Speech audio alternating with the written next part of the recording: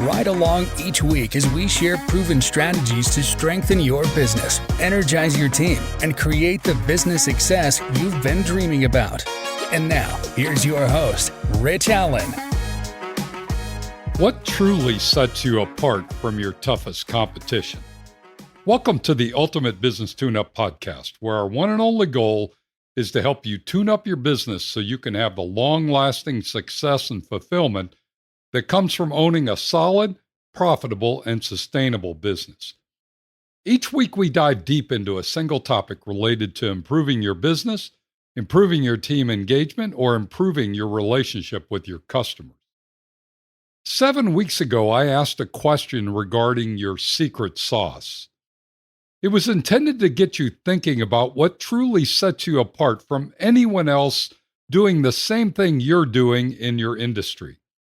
I sincerely hope it got you thinking about this question, and because this is so critically important to the success of any business, I wanted to revisit the topic today. Not that I'm running out of topics to cover, but because I find this particular topic stumps many business owners unless they're pressed into answering the question. Which is why my question for you today is, what truly sets you apart from your toughest competition? You may have heard this referred to as your value proposition or your unique differentiation. No matter what you call it, it's important that you can purposely and intentionally answer the fundamental question: how can you separate yourself in a meaningful way from any other competitor in your industry? There are a few ways to get to this answer. It just depends on which method you prefer. Let me share 2 different approaches with you today in hopes that one of these will hit you in a way that resonates with you and how you think about your business. Let's first start with the value proposition model I learned from Keith Cunningham. If you're not familiar with Keith Cunningham, he's a super smart entrepreneur and business guru based in the Austin, Texas area. I met Keith many years ago when attending a conference in Australia, of all places. Keith was one of the presenters, and he made a claim that he could teach us more in 4 days than we would learn in a 2-year MBA program. And since I had just finished my MBA program, and I lived in the Dallas area, not too far from his office in Austin, I decided to take him up on his offer. I paid a nice $15,000 fee to attend his 4-day workshop and decided to see what I could learn. And let me quickly say, the 4 days was well worth the investment. Keith is truly a genius in the area of business and particularly business finance. I was drinking from a fire hose the entire 4 days, and while some of what he shared went past me, one of the key takeaways I got from his workshop was his methodology for defining your value proposition. I'll try to explain it here, although I find it better to share it using a whiteboard or flip charts. Here's how he described it. Value propositions come in only one of 3 forms. They are either based on your brand, if you have a brand that's so powerful that the brand name itself defines your differentiation. He used the example of Coca-Cola being unique from Pepsi. And a Coke tastes like a Coke no matter where you get it or in what form you get it, a bottle, a can, or a soda fountain. So the uniqueness of Coke is consistent around the world. Coke as a brand is their value proposition. If you drink sodas, you either drink Coke or Pepsi, but not often either or both. The second form of value proposition would be your product, but only if your product is so unique that people buy your product because of the features and benefits of the product itself. While most companies don't have a one-of-a-kind product, he used the example of Apple computers. Apple is distinctly unique from other computers, and people who are Apple users rarely use other computer products because these products are uniquely Apple. The third form of value proposition is where most businesses live, and that's the experience that someone has when they do business with you.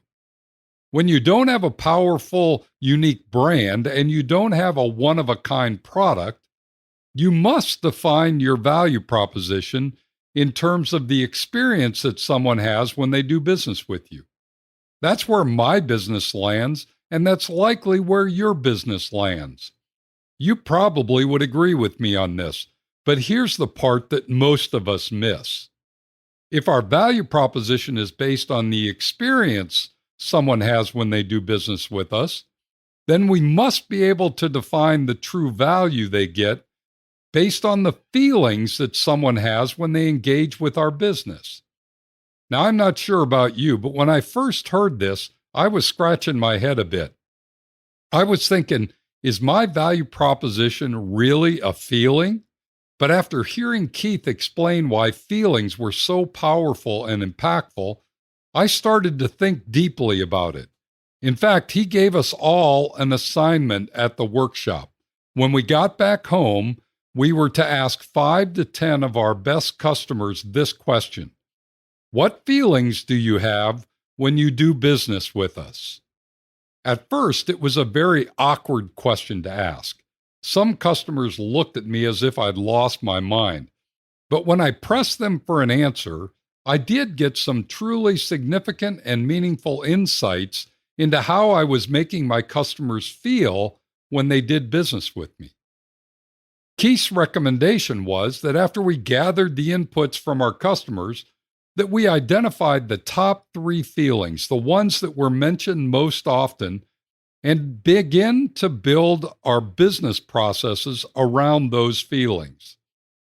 It was a powerful exercise, and it truly did change how we viewed our business and how we were interacting with our customers. Because we wanted every interaction to generate these specific feelings, we designed our website, our phone answering scripts, our in-person greetings, and our follow-up conversations to make sure that no matter what, these feelings were the main focus of our actions and engagements. So let me ask you, what are the feelings that your customers have when they do business with you or your team? Is your business designed and structured in such a way that no matter how or when your customer engages with you or your team, they come away with these very same feelings every time? What would have to change for that to happen?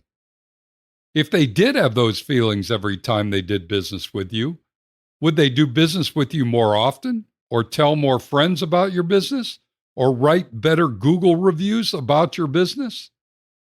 If you're not sure what those feelings are, perhaps you should take time to ask your current customers and begin the journey to define your business based on the feelings you give your customers whenever they do business with you. Now, if this makes sense to you, then I'd suggest you use this approach to define your what truly sets you apart from your toughest competition. But if not, here's a second method that you may find works better for you. Take a few minutes to write down the 4 or 5 biggest problems or frustrations your ideal customer has today. Focus on the problems or frustrations they have with using products in your industry or getting service from your competitors. Be specific and write them out as specific problems or frustrations. I don't want you to solve them yet. This isn't about you or your products or your services. This is about your customers or those prospects who might be your ideal customers. Too often we focus our attention on what we do and how we show up without first getting crystal clear on the problem or frustration that we need to solve in the marketplace. Once you have 4 to 5 unique, clearly defined problems or frustrations, I want you to write a single sentence that defines exactly what you, your product, or your service does to fix that specific problem. Don't be general. Don't be vague. If you fix it, how do you fix it? what's the exact approach you use to make sure that problem or frustration goes away. Do this for each of the 4 or 5 problems or frustrations. Each single statement should reflect how your business addresses that problem or frustration. It should be uniquely different from how others would address the problem. If you find that your fix is no different than your competitor's approach to the problem or frustration, then ask yourself, what could we do differently or better to set ourselves apart from everyone else? We may not be very unique in 1 or 2 of the problem areas, but when you bundle the 4 or 5 problems together and you have a solution to each and every one of them, now you have some real uniqueness. I went through this exercise recently with a client.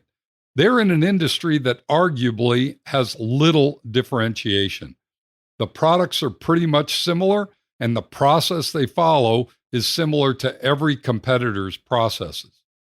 But after about an hour of discussing and debating their customers' biggest problems and frustrations, then creating a single statement of how they solve those specific problems and frustrations, we came away from the meeting with a very powerful set of specific things that they did that were very different from any of their competitors.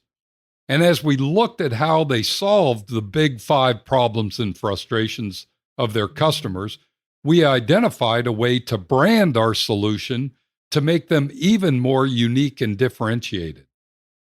It became the basis of truly setting them apart from their toughest competition. So how about you? Do you have a clear definition of the top 4 to 5 problems or frustrations your customers have today? Have you crafted a single, concise statement of how you solve their big 5 problems or frustrations? Are you communicating your solutions on your website, in your presentations, and as part of your proposals or quotes? Perhaps this is an approach that will work for you and your business. Either way you choose, by following Keith Cunningham's value proposition methodology, or defining the specific problems and frustrations you're solving for your customers, you can and should create a method, an approach, a discipline, or a commitment to create powerful feelings and solve your customers' biggest challenges. Do this, and your competition will be left wondering where all their customers went. And you'll be smiling as you greet them, deliver the feelings they love, and solve their biggest problems. As always, if you have specific questions or would like to bounce around some thoughts on this topic, please don't hesitate to reach out and ask. I'd enjoy helping you think through these questions to help you find your unique differentiation so you can crush your competition. And please don't hesitate to share this podcast episode with your fellow business owners. This is a topic that every business owner must master, and even if you're in the same industry, you can deliver unique value to those customers who align with your passion, your purpose, and your mission. Thanks for joining me today. Be sure to tune in next week when we're going to discuss strategic timeouts. You won't want to miss it. Meanwhile, if you have a question, suggestion, or would simply like to connect, shoot me an email at rich@tourtoprofit.com. Now go make it a great week, and whatever you do, ride hard. Thank you for listening to the Ultimate Business Tune-Up. Make sure you subscribe so you don't miss any future episodes. In the meantime, find more resources at tourtoprofit.com and connect with Rich by sending a message to rich@tourtoprofit.com. Until next time, ride hard.